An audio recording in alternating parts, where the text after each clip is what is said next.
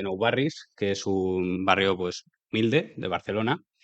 Y pues es un ejemplo claro de una persona que ha emprendido y que pues, le ha ido bastante bien.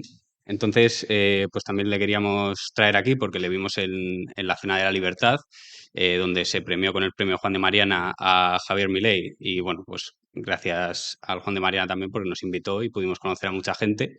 Y bueno, también uno de los mayores regalos que nos han hecho en su vida fue hablar de nosotros en su podcast y que Willy Rex nos llamara cracks. Esto es verdad, lo podéis buscar. Entonces, pues nada, queríamos empezar un poco porque nos contaras por qué, si crees que hay una relación entre riqueza y fiscalidad directamente Ujú. y cómo crees que sea esta relación. Bueno, gracias por invitarme. La verdad que fue un placer también asistir a la cena con Milei, fue todo un honor. Y sobre todo la semana pasada nos retuiteó el propio Milei parte del podcast, lo cual Ujú. fue muy divertido y muy curioso. A ver, la fiscalidad es una mierda, ¿vale? Es decir, en términos, hablando claro, los impuestos, a nadie le gustan los impuestos.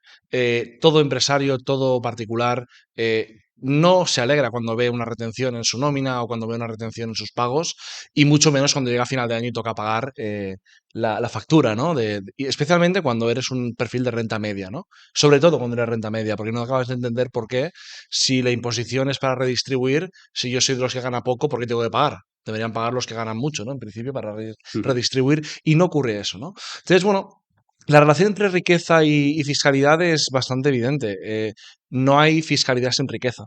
Eso creo que es una afirmación bastante contundente. La fiscalidad, por definición, eh, todo el mundo sabe lo que es la fiscalidad, ¿no? Hablamos de tributos, ¿vale? Hablamos de que dentro de los tributos hay tres tipologías, que son las tasas, las contribuciones especiales y los impuestos. Y los impuestos es el tributo que más recauda en un Estado y que permite financiar el sector público, ¿no?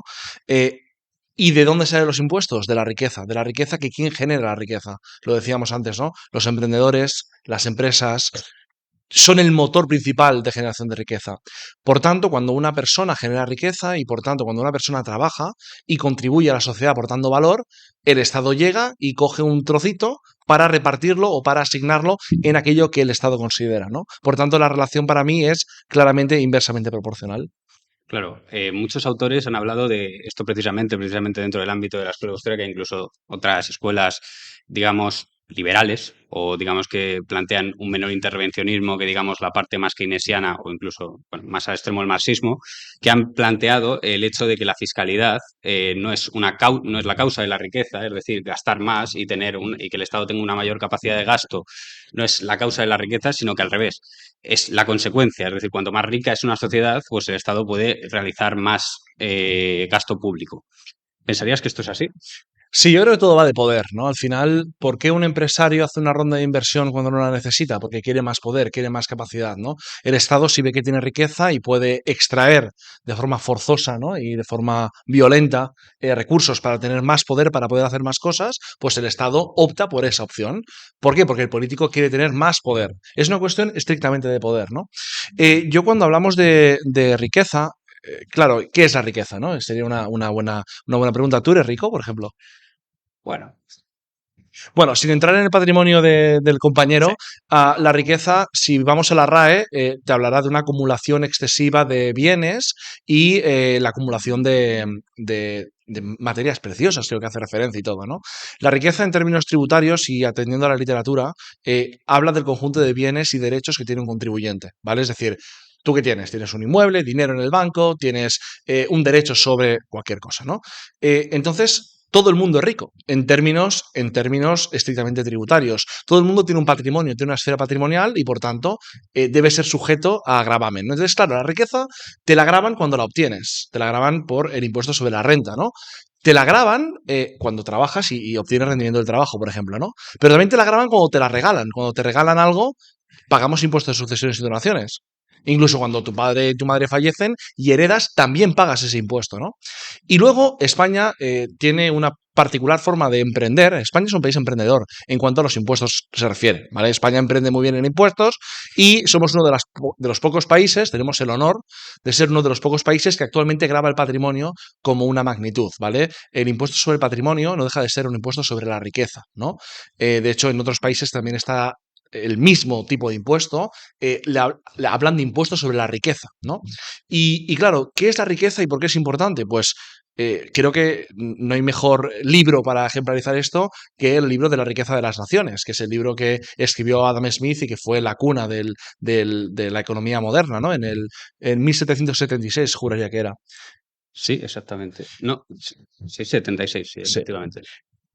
Entonces, considero que la riqueza es una magnitud que se puede medir de muchas formas. Creo que grabar la riqueza es una atrocidad, entre otras cosas porque los tipos de impositivos sobre el impuesto de patrimonio van hasta el 2,5%, lo cual significa que si inviertes en letras del tesoro que te dan algo más de un 2, no solo no bates la inflación, sino que no bates ni el nominal, ¿no? Con lo cual es una total aberración. Vale.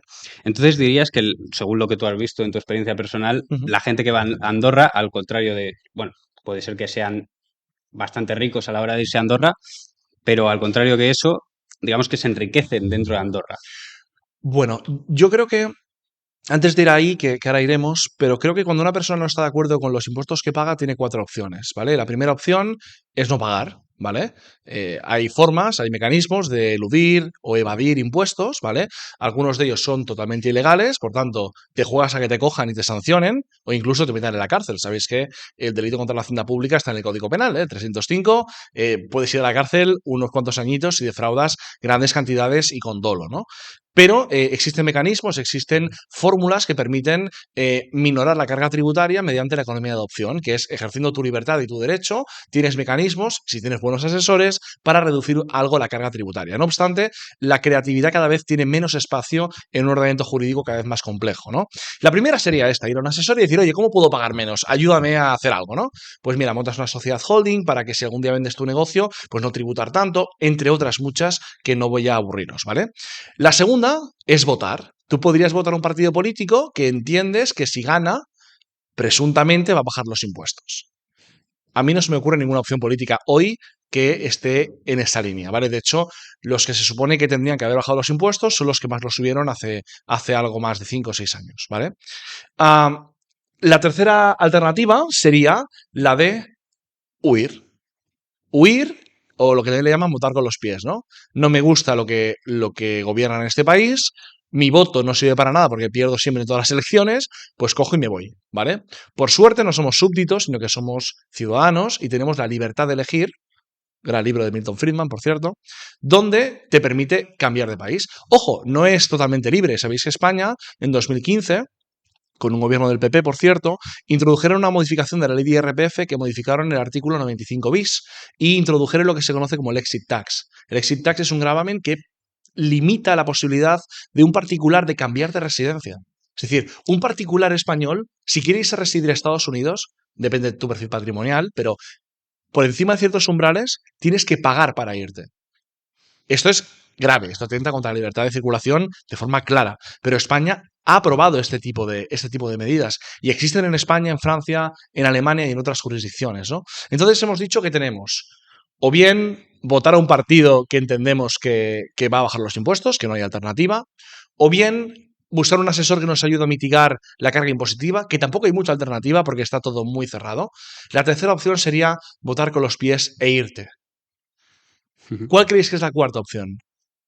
¿A alguien se le ocurre cuál puede ser la cuarta opción? ¿Alguien lo adivina? Eso sería lo de votar. Vale, vamos a.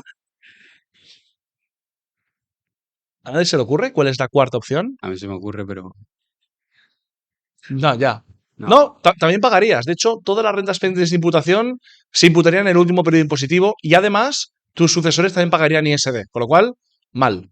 No. Decía una cosa Miguel Ancho Bastos que era mejor irnos al campo a cultivar cebollas antes que darle un duro al Estado. O sea, es decir, digamos, salirte un poco del sistema, dejar de trabajar. Vale, has dado un poco con la, Sí. con la solución, ¿no? La otra opción es la economía sumergida, ¿no? De hecho, en España muchos empresarios, muchos autónomos, me sorprende porque compré una casa hace poco aquí en España y cuando pues, me hice una piscina y me decían, ¿lo quieres con IVA o sin IVA?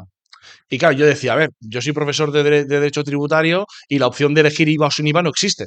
Entonces no entendía nada. Entonces me explicó que, claro, que como los impuestos son absolutamente asfixiantes en este país, muchos profesionales deciden defraudar de forma voluntaria. Entonces, pues tienen pues, su caja B, su caja A, etcétera, etcétera, ¿no? Entonces, ¿qué es lo que veo? Que todas las opciones que tenemos sobre la mesa son o ilegales o idílicas o bien solo te queda una opción, que es huir. Y en esta línea, en la línea de huir, yo estoy en Andorra residiendo desde hace 11 años y no me fui por razones fiscales, me fui por razón profesional, pero yo cada día recibo mensajes de empresarios españoles que quieren irse a Andorra. Cada día, sin excepción.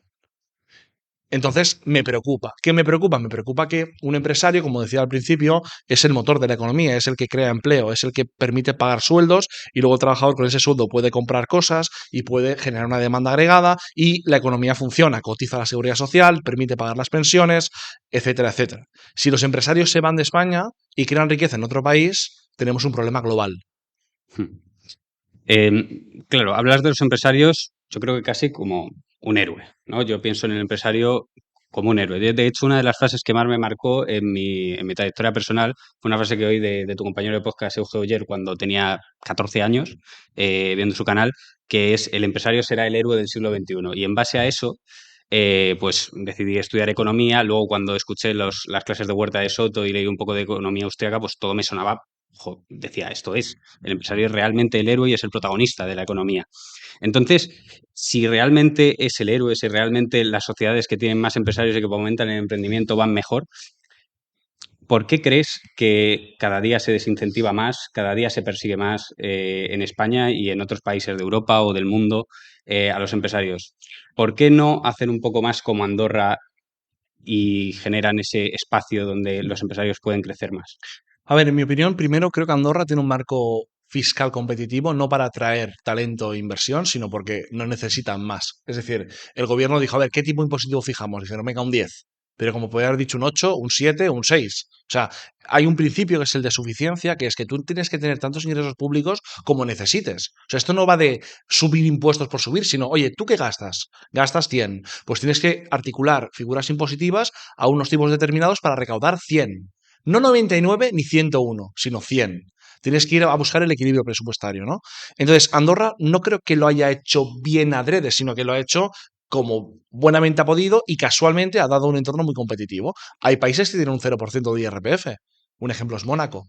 Otro ejemplo es Dubái, por ejemplo. Son jurisdicciones que pagas cero y que es perfectamente legal. Andorra pagas un 10. A mí Andorra me encanta, creo que es un país que está cerca, que tiene cultura muy próxima, hay mucha seguridad, hay muy buenos servicios públicos, tiene otros defectos como falta de conectividad, por ejemplo, está mal conectada, o que no tienes un aeropuerto internacional como podéis tener aquí en Madrid, ¿no? Entonces creo que en pros y contras a mí Andorra me compensa mucho. Volviendo a la pregunta, yo creo que es muy importante entender que una jurisdicción que apueste por tipos impositivos moderados y por incentivos fiscales a la inversión va a conseguir atraer a más empresarios. Y esto es una ecuación muy fácil de entender. Tú recaudas tu tipo impositivo medio multiplicado por tu riqueza. Si tú bajas el tipo impositivo y subes tu riqueza, recaudas más. Es decir, el 99% de tributación sobre una base de cero es cero. Esto parece fácil de entender, pero hay gente que no lo entiende. En cambio, un 10% de 1.000 millones es muchísimo más. ¿Qué preferís ir al 10% o al 99% de tributación? Al 10%. Es que es evidente.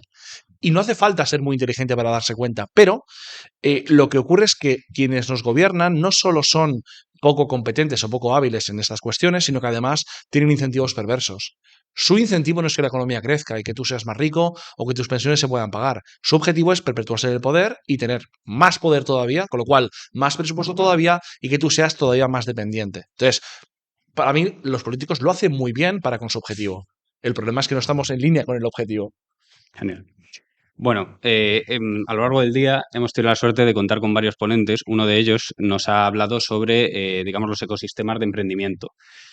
¿Cómo crees que se está desarrollando el ecosistema de emprendimiento andorrano? ¿Y cómo crees que eso va a afectar? Bueno, ¿cómo crees que se está desarrollando? ¿Crees que se está generando realmente riqueza allí? ¿O simplemente son una gente muy rica que va ahí a pasar sus años y a pagar pocos impuestos, pero no a generar nada realmente? Mira, yo creo que justo antes de responder esta pregunta, entro en otro punto y es, ¿cuáles son las variables que determinan el éxito de un ecosistema emprendedor y cuáles no, ¿no? La riqueza es una variable perdona, los impuestos son una variable que juega en contra. Es decir, si tú subes mucho los impuestos, desincentivas a que una persona cree su propio negocio. No es muy complicado de entender, creo que es lógico, ¿no? Pero hay otras cuestiones, la burocracia, la persecución del empresario, la criminalización del empresario. En Estados Unidos, un empresario que fracasa, un empresario que tiene un proyecto y que le va bien, ¿vale? Ambos son malos. Al revés, son buenos, son héroes. Ostras, ha fracasado, pero ha conseguido, bueno, lo ha intentado, ¿no? Y ahora tiene un proyecto y ya ha conseguido el éxito. En España, el que consigue el éxito lo habrá hecho robando probablemente o explotando al otro. Y el que ha fracasado, ¡pua!, es un fracasado. Entonces, ¿para qué voy a emprender? Si socialmente estoy totalmente estigmatizado. ¿Y cómo representan en las viñetas de los periódicos, por ejemplo, o en los memes, al empresario? Como un tío gordo, con un puro, machacando a un pobre trabajador, que todos son humildes, honrados y sinceros. Entonces, claro, como variable cultural, España juega en la cola. En cambio, en Estados Unidos están como líderes en esto, ¿no? Y por alguna razón en Estados Unidos son líderes en emprendimiento. Hay otros factores, ¿eh? La universidad, de educación, tener hubs de innovación, tener aceleradoras de startups, lo que comentábamos, tener un ecosistema potente. Este tipo de eventos, un viernes por la tarde en una universidad, yo pensaba que no habría nadie. O sea, cuando me invitaron y me dijeron, es un viernes por la tarde, y yo, en una universidad no vendrá nadie. Hombre, pues que haya gente aquí hoy me da algo de esperanza, ¿no? Lo cual está muy bien. Pero veo que en España esa cultura no está. Volviendo al tema de Andorra y por qué creo que Andorra sí está generando mucha riqueza. El otro día salió el ministro de Finanzas indicando que por primera vez en la historia, yo diría, Andorra tiene superávit fiscal. ¿Por qué? Porque el tipo es bajo, pero las bases disponibles son muy grandes. ¿Por qué? Porque la gente que llega a hacer actividad económica, genera beneficios. Esos beneficios se graban. Con un 10%, pero se graban. Entonces tienes una base muy grande, un tipo muy bajo y recaudas muchísimo. No solo esto, sino que clientes nuestros, que por cierto, no todos son mega ricos, ¿eh? O sea, hay emprendedores que están comenzando a ganar dinero y que deciden hacer el cambio, no para ahorrar impuestos, que realmente en el momento del cambio se quedan en break-even, es decir, ni ganan ni pierden, más o menos, incluso alguno se va a Andorra perdiendo, porque el precio del alquiler en Andorra es muy alto, pero que genera un ecosistema tan potente que primero, te centra el foco, te vas a Andorra a trabajar, no te vas de fiesta, te vas a Andorra a centrarte en tu negocio, ¿no? Y luego conoces a otras figuras que son próximas a tu negocio, que son gente que piensa como tú, que tiene tus mismos ideales y lo que consigues es multiplicar tu negocio. Con lo cual, crear un ecosistema adecuado, no solo fiscal, sino también en términos de entorno, para mí claramente potencia el crecimiento y potencia la riqueza.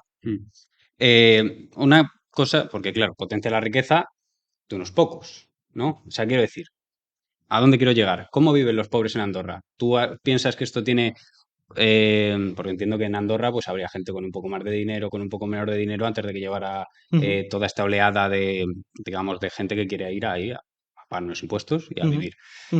¿Cómo viven los pobres en Andorra?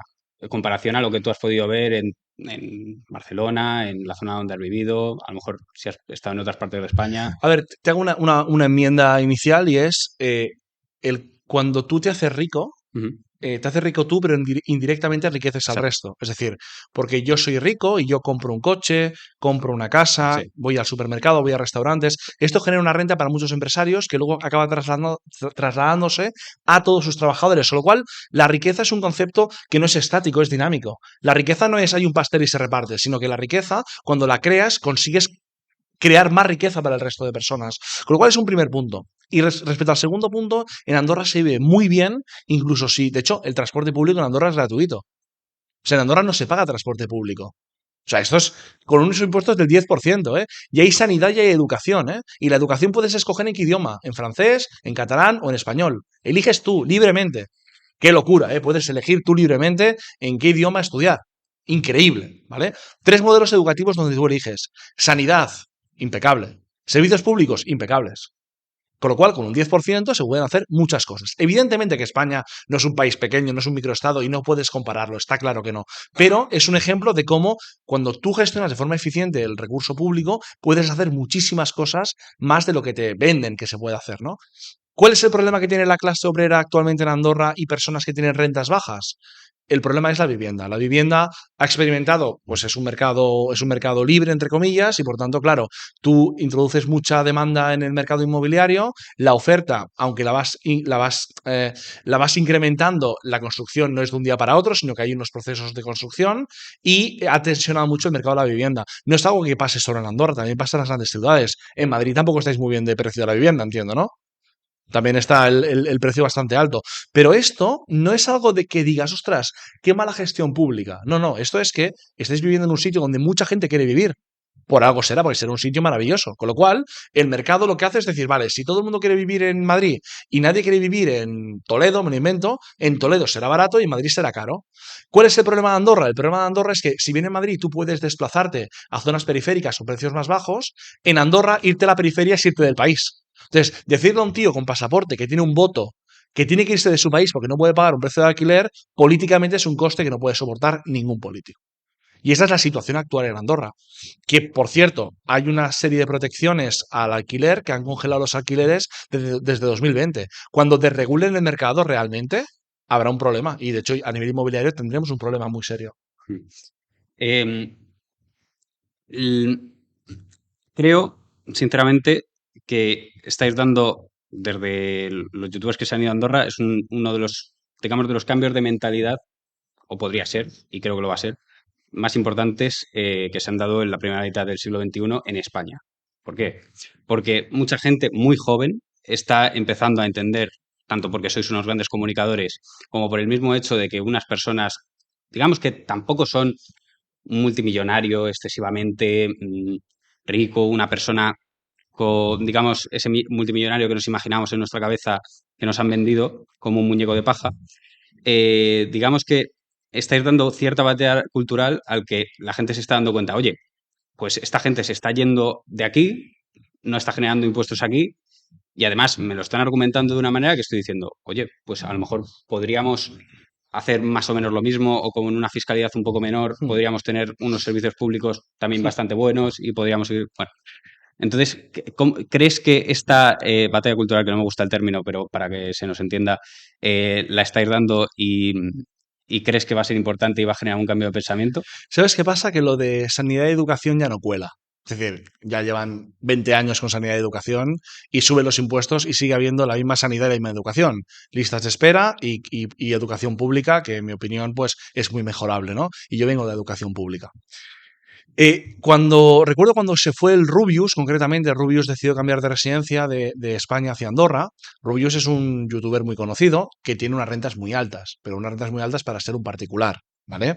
En términos de PIB, en términos de recaudación, la fuga de 20 youtubers, 30 youtubers, 100 youtubers, en términos de recaudación es un 0,000000001% de la recaudación, con lo cual no es relevante y no es ni mucho menos significativo de cara a las arcas del Estado, ¿vale?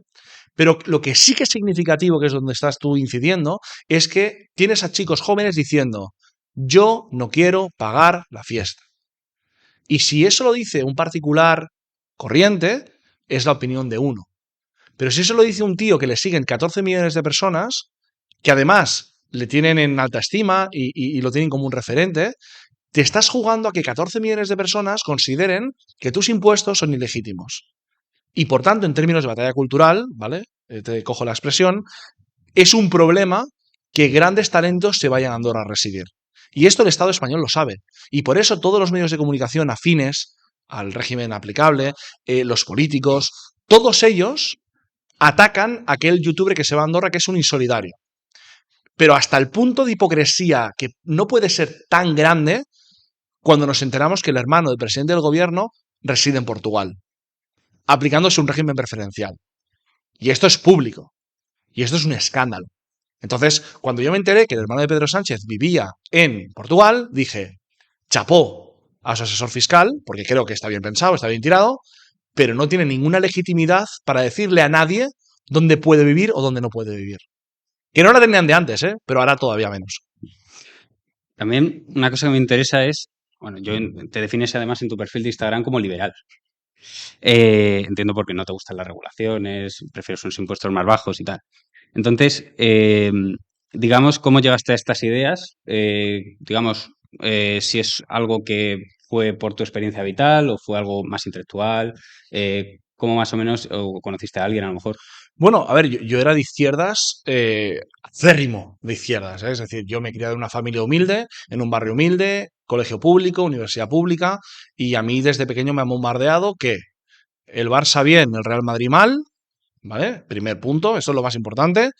Después, que la izquierda bien y la derecha mal, y que el trabajador siempre tiene la razón, es honrado, es sincero y es una buena persona, y el empresario es mentiroso, malvado, avaro y maltratador de trabajadores, ¿no? Entonces, claro, yo desde pequeño, si me dicen a quién prefieres, al trabajador honrado y humilde o al malvado empresario, ¿qué respondéis? Pues como niño de 10 años, pues al trabajador humilde y sincero, ¿no? Y esto cambia cuando yo llego a la facultad. Yo llego a la facultad de Económicas de la Universidad de Barcelona y conozco a gente que viene pues de mejores familias que yo, de barrios más buenos que el mío. Y me doy cuenta que son gente simpática, agradable, sincera, y me hago amigo de ellos. Y me doy cuenta que esa batalla de clases, esa lucha de clases que intentan inculcarnos desde Karl Marx en adelante, ¿vale? Es todo una pantomima. Y me doy cuenta que no es verdad, que hay empresarios muy malos y hay empresarios muy buenos. Igual que hay trabajadores muy malos y trabajadores muy buenos, ¿no? Entonces, quizás un poco con la experiencia y también con la lectura de algunos autores, ¿no? Pues ya no Adam Smith, entre otros, ¿no? David Ricardo, que todo el mundo subía de David Ricardo, también es un gran economista. Milton Friedman, el libro de Freedom to Choose, de la libertad de elegir, me parece un librazo increíble, entre otros autores que me permitieron pues abrir los ojos, ¿no? También las lecciones de Jesús Huerta de Soto en YouTube, que son increíbles y que las voy viendo siempre que puedo.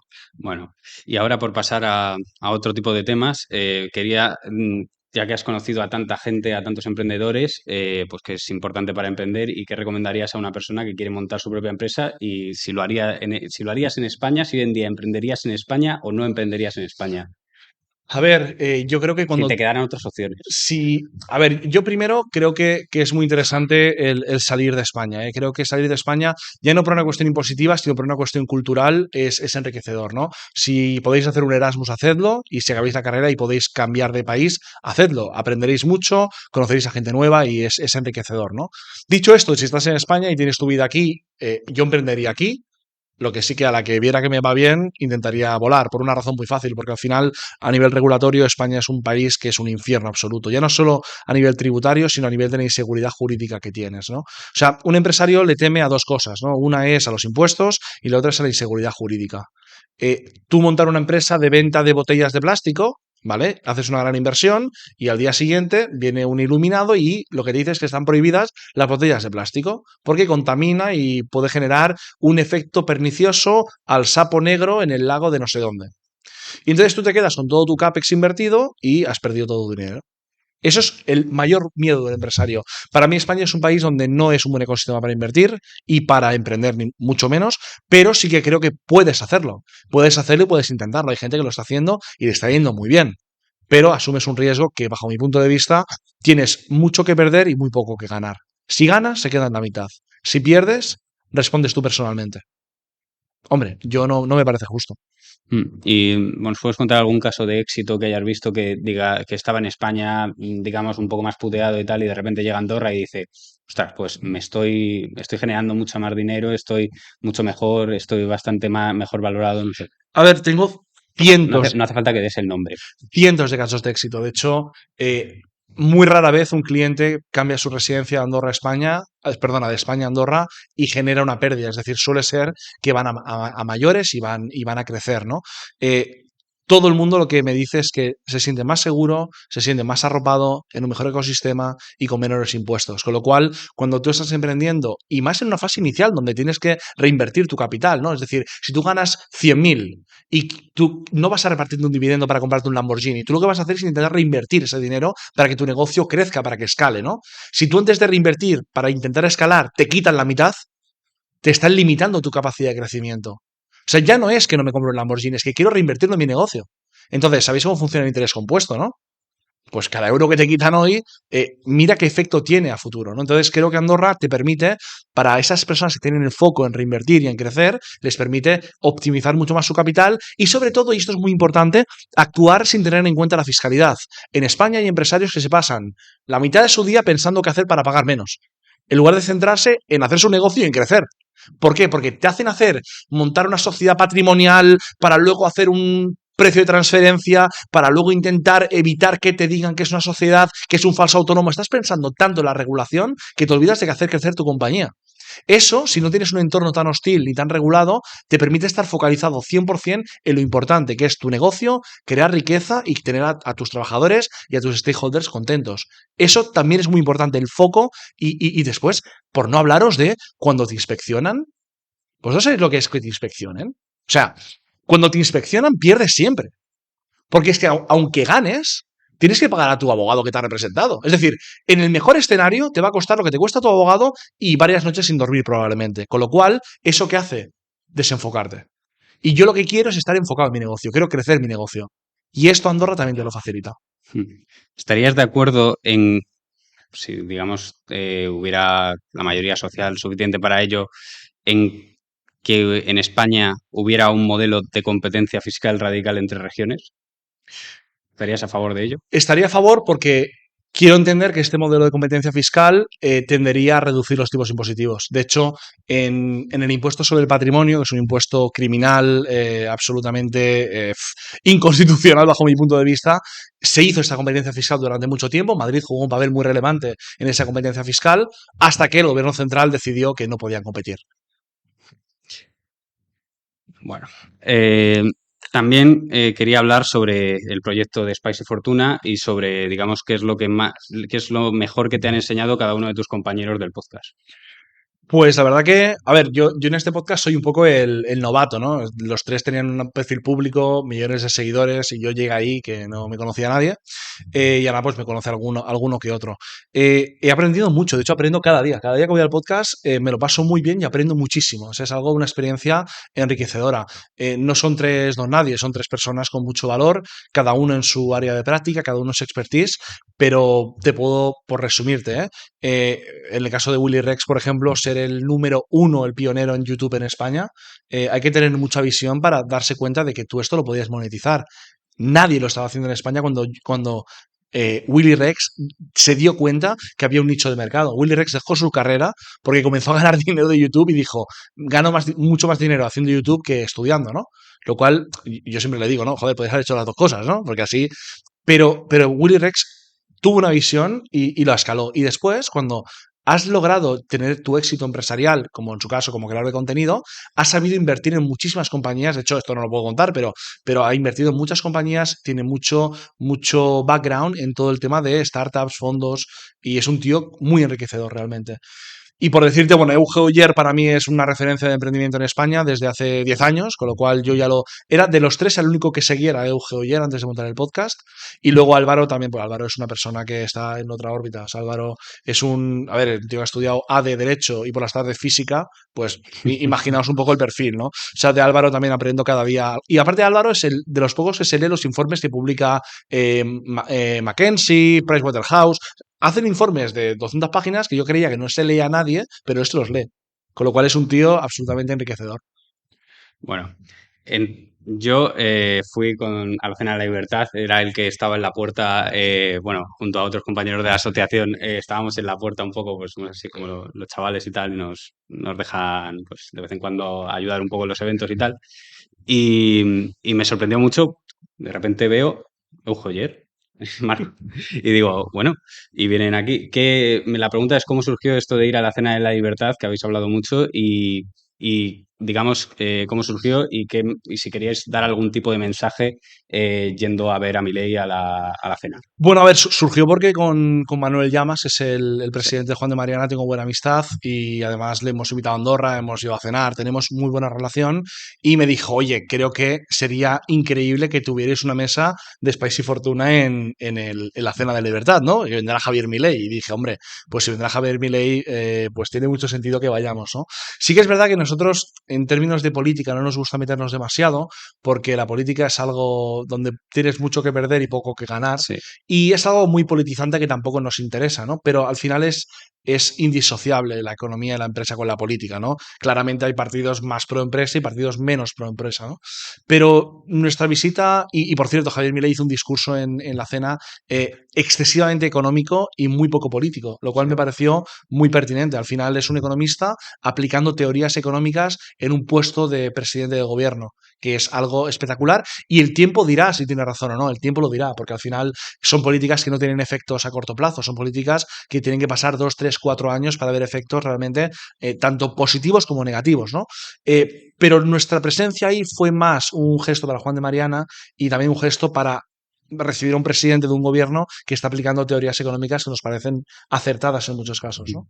Y hablando de esta relación entre riqueza y fiscalidad, ¿crees que Javier Milei está aplicando unas medidas fiscales que van a hacer que Argentina, digamos, mejore económicamente?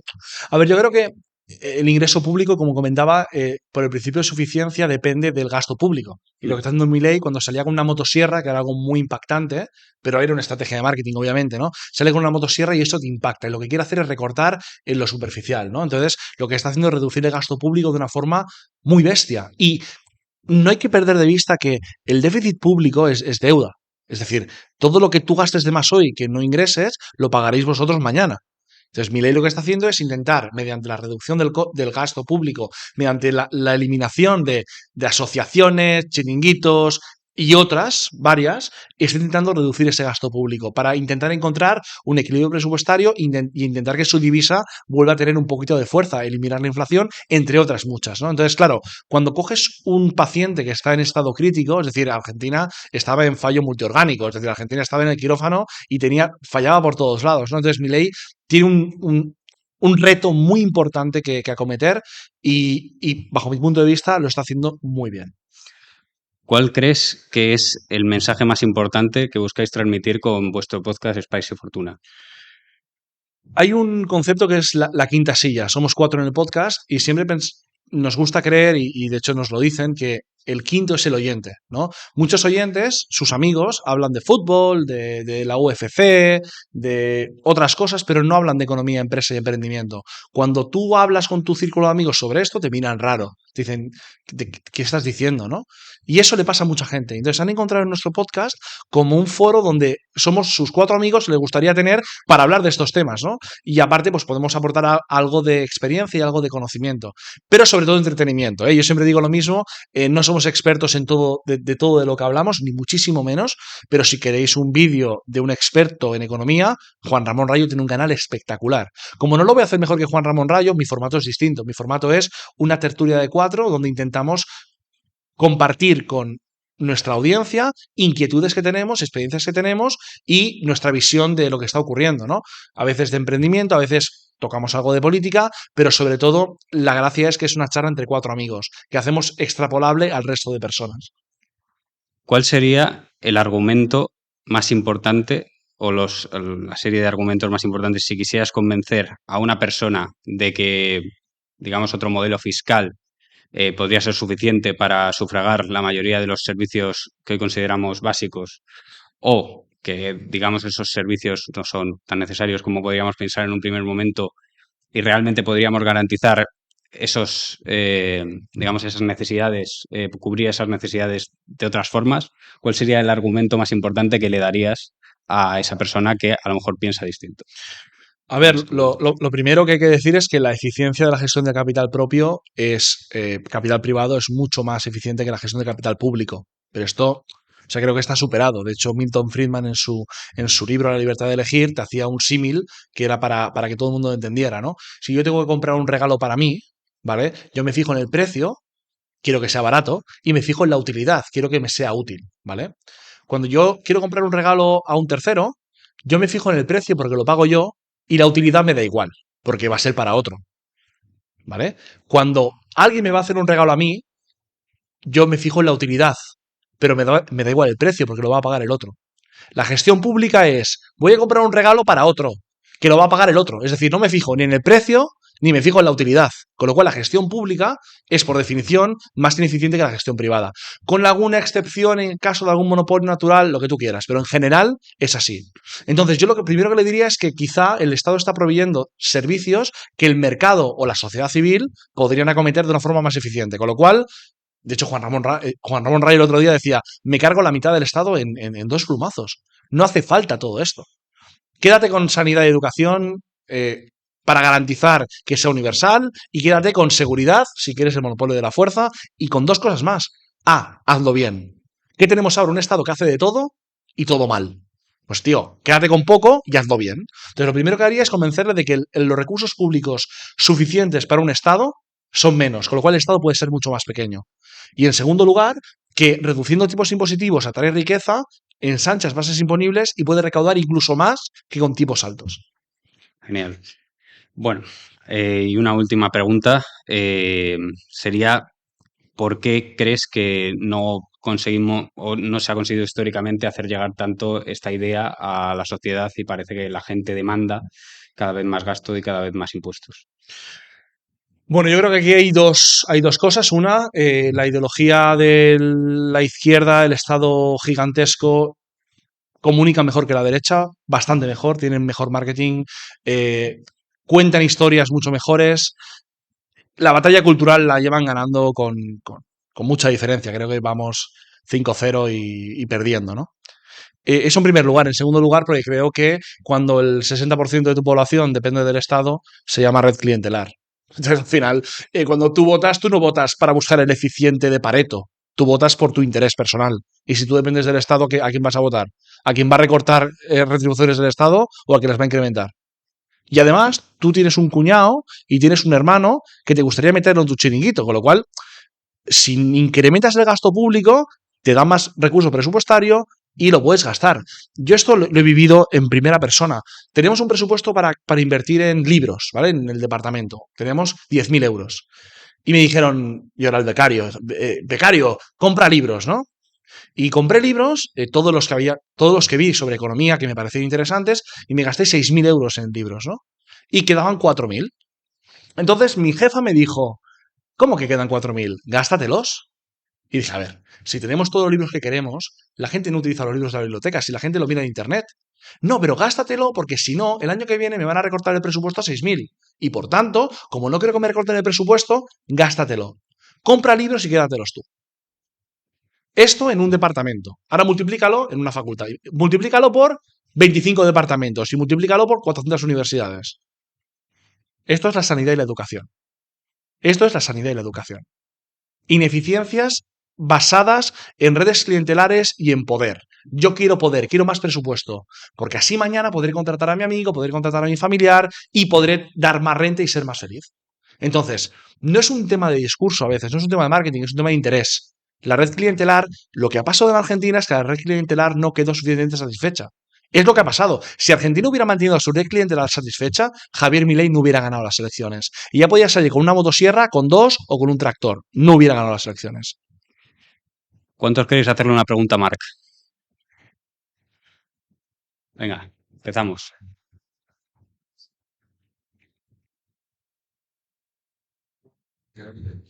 Venga, Rocío,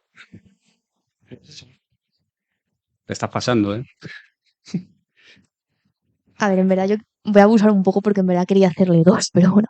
Voy a intentar El micro es para reducir. YouTube, o sea que hay que proyectar la voz. Vale, vale. Que en verdad me voy a abusar un poco porque en verdad quería hacerle 2. No sé si tengo tiempo.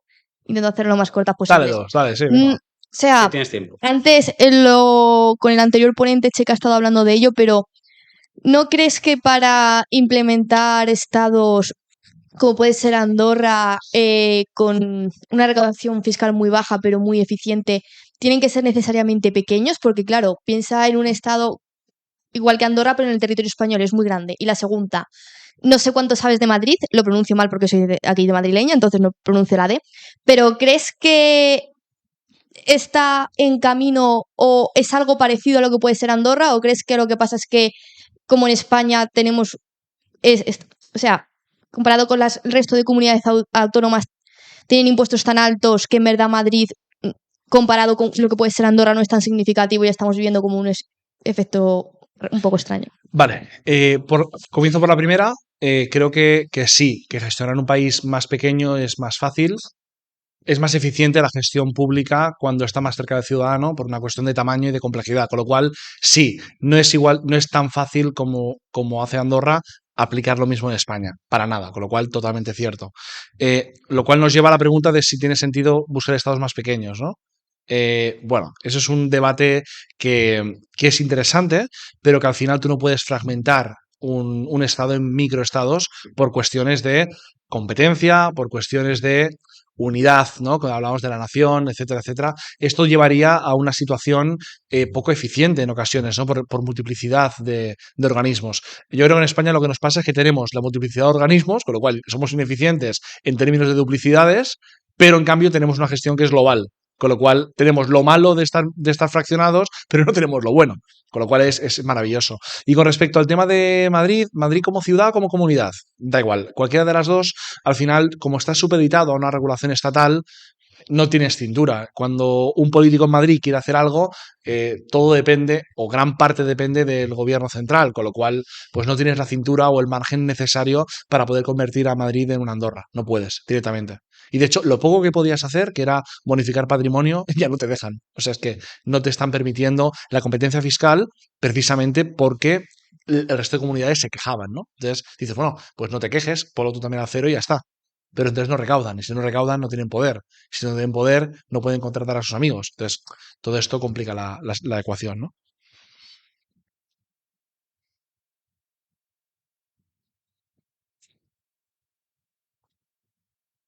Buenas. Comentábamos antes lo de emprender en otros lugares, por ejemplo, la diferencia cultural que hay entre España, Estados Unidos o fiscal entre Andorra y España, que es la pregunta que te he hecho de ¿emprenderías aquí en España o en otros sitios? Sobre viajar, ¿podrías poner algunos lugares que te gusten así a ti especialmente, que digas, mira, si tuviera que elegir, estos tres estarían muy bien? Como Y en el fiscalista caso estaría de bien. empezar a emprender en España, decías, cuando te vaya bien, vete. ¿Cuál es ese punto de irte bien? Porque dices que a partir de cierto punto hay que hacer un exit que no conozco mucho cómo tendría que hacerse. Vale, lo primero es que me hace mucha gracia porque hay mucha gente que me pregunta, oye, Marc, voy a montar una startup, ¿dónde me voy para pagar menos impuestos? Y digo, a ver, lo primero que tienes que hacer es conseguir beneficios, porque si no consigues beneficios no pagas impuestos. Y una de cada 10 startups acaba funcionando, las 9 caen. Con lo cual, yo estaría más centrado en mi modelo de negocio, en ver qué solución doy al mercado y qué valor aporto, y no tanto en los impuestos en un primer estadio, ¿no? Ese sería mi primer tip. Y por eso, lo de viajar o buscar otras jurisdicciones no es tanto para optimizar fiscalmente, sino para descubrir nuevos mercados, nuevas técnicas, lo que comentaban antes de copiar, ¿no? Muchas veces hay negocios que en Estados Unidos funcionan y en España no han llegado. Oye, pues cópialo e implementalo aquí. Es muy buena idea, ¿no? La mayoría de cosas suelen acabar llegando a España. No todas, pero muchas sí, ¿no? Y la otra, sobre el punto de cuándo hay que decidir cambiar, tiene que ser cuando te está yendo bien y tu expectativa es buena, pero no cuando ya has consolidado ese beneficio, ¿no? El exit tax concretamente te aplica cuando tu patrimonio de tu compañía supera el 1.000.000 de euros, ¿vale? O sea, un emprendedor que tiene una compañía 100% suya, si sus participaciones valen más de 1.000.000 de euros, te aplica exit tax, tienes que pagar para irte, ¿vale? ¿Y cómo se calcula qué vale tu compañía? Porque es un concepto muy subjetivo. La ley, el 95 bis de la ley de IRPF, te recoge que la forma de valorar tu compañía es capitalizar al 20% el promedio de beneficios de los últimos 3 años, que es multiplicar por 5 tu beneficio, básicamente. Con lo cual, si ganas 200.000 euros, ya estás por encima del umbral. Con lo cual, tendrías que tener la anticipación suficiente para ver que tu tendencia es que vas hacia arriba para decidir hacer un cambio.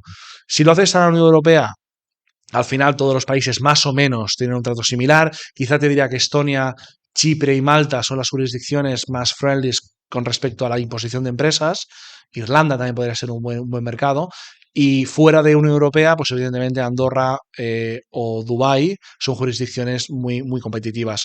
También te puedes ir a LATAM y tienes un montón de países con tributación territorial y que acabas pagando muy, muy poco, ¿no? Pero también tienes que pensar que una jurisdicción, o sea, tu empresa, una variable es la tributación, pero es una variable. Tienes muchas otras variables, ¿no? Entonces, irte a Islas Caimán está muy bien, pero igual no tienes mercado, ¿no? Entonces, tienes que sopesar todas las variables, una de ellas la fiscalidad.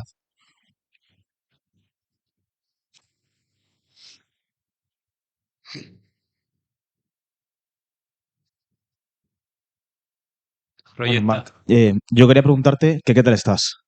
Gracias. ¿Cómo? Quería preguntarte que qué tal estás. Esa es mi pregunta. Estoy encantado de estar aquí. La verdad que me hizo mucha ilusión cuando me invitaron. Como sabéis, pues al margen de trabajar y dirigir un despacho que supone mucho estrés y mucha presión, pagar 40 nóminas cada mes es un trabajo, la verdad, y una responsabilidad. Pero la parte divulgativa, desde el podcast, desde los eventos que organizamos, conferencias que me invitan, es algo que me gusta mucho. Y ya que estoy aquí en Madrid, pues me quedo el fin de semana con mi mujer y aprovecho de los placeres de la capital que también van muy bien. ¿Alguien? Sí, por ahí hay una pregunta también. Hola, Marc. Oye, muy interesante lo que has contado y me ha llamado la atención que has comentado en un momento dado que venías de un entorno de izquierdas y si ahora mismo conocieses a una persona que por la misma circunstancia o una similar a la que has contado tú es de izquierdas y se ha sentido como identificado, o sea, ¿cómo, no sé, cuál sería qué es lo que le dirías de manera empática, o sea, poniéndote un poco en su lugar y decir, oye, yo sé lo que has sentido y por qué piensas de esa manera, para pensar transmitirle que tus ideas son mejores y que le van a ayudar más en la vida? Mira, yo le diría que me parece muy bien que sea de izquierdas. De hecho, yo tengo muchos amigos que son de izquierdas, que son bellísimas personas, que están profundamente equivocadas, pero son bellísimas personas, ¿vale? La cuestión aquí es que creo que todo tiene un proceso y creo que no hay que forzar a que la gente se pase a ser de derechas, no, o liberal, no. O sea, cada uno tiene sus etapas, sus experiencias y convivir, si solo vive un poco, ya se dará cuenta de que se está equivocando, ¿no? Y yo creo que al final hay una cuestión que es clave y es la libertad, ¿no? La libertad es algo que yo respeto, o sea, yo respeto al que piensa distinto a mí. Yo lo respeto profundamente. En cambio, veo que los de otros sitios no respetan lo que yo pienso. O sea, ellos no aceptan mi libertad, yo sí acepto la suya. Y creo que por eso ser liberal te coloca en un plano por encima del resto de ideologías. Esa es mi humilde opinión. Creo que el respeto a la libertad es algo que es fundamental. Y luego podemos estar equivocados o no equivocados, de acuerdo o no de acuerdo, pero hay que respetar al otro. Si no, esto no se sostiene. Pues nada. ¿No tenemos una más por ahí? ¿Alguna más? Sí. Es muy breve. ¿Cuál es tu opinión sobre la situación europea en cuanto a startups, inversión y, bueno, un poco todo lo relacionado al informe Draghi? Sé que habéis hablado sobre ello, pero un poco para el público. A ver, yo diría que todo el mundo tiene que leerse el informe Draghi. Creo que es un documento bastante claro al respecto de cómo Europa enfoca los próximos 10, 15, 20 años. Europa tiene un problema muy serio de competitividad. Europa ha pasado de ser el centro del mundo a ser el culo del mundo, hablando claro. Tenemos por un lado a China, tenemos a Rusia, tenemos a Estados Unidos, tenemos a Emiratos, que son jurisdicciones y áreas geográficas que a nivel geopolítico están creciendo muy fuerte y Europa se está quedando atrás. Europa está sobreregulando constantemente y lo que está haciendo es asfixiar la capacidad de innovación y la capacidad de desarrollo. El futuro es la IA, no tengo ninguna duda, y Europa está sobreregulando sobre un sector antes de crecer. Es decir, tú primero, como hablábamos de que tú primero crea beneficios y luego ya mirarás por los impuestos, pues en la innovación es lo mismo. Tú primero innova, genera modelos de negocio que te permitan crecer y luego ya regularás con base a tus experiencias. Europa está más pendiente de regular que de crear y de crecer. Y para mí eso es un problema. Y de hecho, si tú vas a todos los fondos de inversión, Venture Builders, todo tipo de entes que invierten en proyectos, en Estados Unidos es muchísimo más fácil, hay muchísimo más volumen y a tu valoración de la compañía le puedes añadir un cero a la derecha y te la van a comprar. En Europa no. En Europa no, en Europa parece que todo está más pendiente de que tengas paridad en tu consejo de administración entre hombres y mujeres, que tengas un programa para incluir personas con rasgos diferenciales, están más pendientes de cosas más estéticas y cosas más, como te diría, de la Agenda 2030, que no de crear riqueza, de crear valor y de aportar valor a la sociedad y de innovar.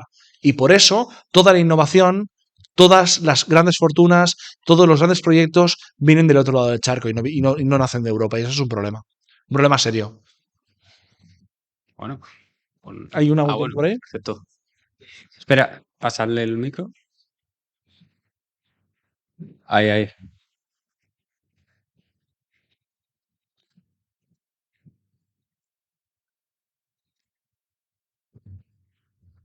Buenas, ¿qué tal? Buenas. Se ha mencionado varias veces a Estados Unidos, pero China todavía no ha salido en la ponencia y últimamente el país que mayor número de millonarios crea por año es China. Y quiero vincular esto con el concepto de izquierda y derecha, porque China no es precisamente un país de derechas y por el contrario es el que más millonarios está fomentando. Entonces, creo, o no sé cómo lo verás tú, si los conceptos izquierda y derecha quizás ya se han quedado un poco antiguados. Absolutamente, ¿eh? Yo los utilizo en charlas en clave más para poder generalizar, ¿no? Pero tienes toda la razón en que el concepto queda un poco obsoleto. También te digo, el caso de China es un caso que yo creo que tú tienes que competir a nivel internacional, pero China no es el modelo. Es decir, China ha estado muchos años a la cola de la innovación y peleando con costes bajos, ¿no? No creo que nadie aquí quiera que España se convierta en una fábrica con bajos salarios y con niños trabajando en fábricas. Creo que no es el modelo, ¿no? Y además creo que China tiene un régimen muy particular que no podemos emular aquí, ¿no? O sea, ¿cómo te diría? Un régimen dictatorial tiene ventajas, ¿vale? Pero es malo. Entonces, claro, China está jugando con ciertas ventajas por ese modelo concreto, pero sí que creo que China es un player a nivel internacional en el futuro que será muy, muy relevante, ¿no? Y creo que Europa está perdiendo el tiempo en cosas que no aportan valor y se está centrando en lo que no toca y llegará un punto que pues China, Estados Unidos, Rusia, incluso Emiratos nos van a comer la tostada y ahí tendremos un problema y cuando veamos el problema ya estaremos muertos en términos de posibilidades de resurgir, ¿no? Perfecto. Pues muchas gracias.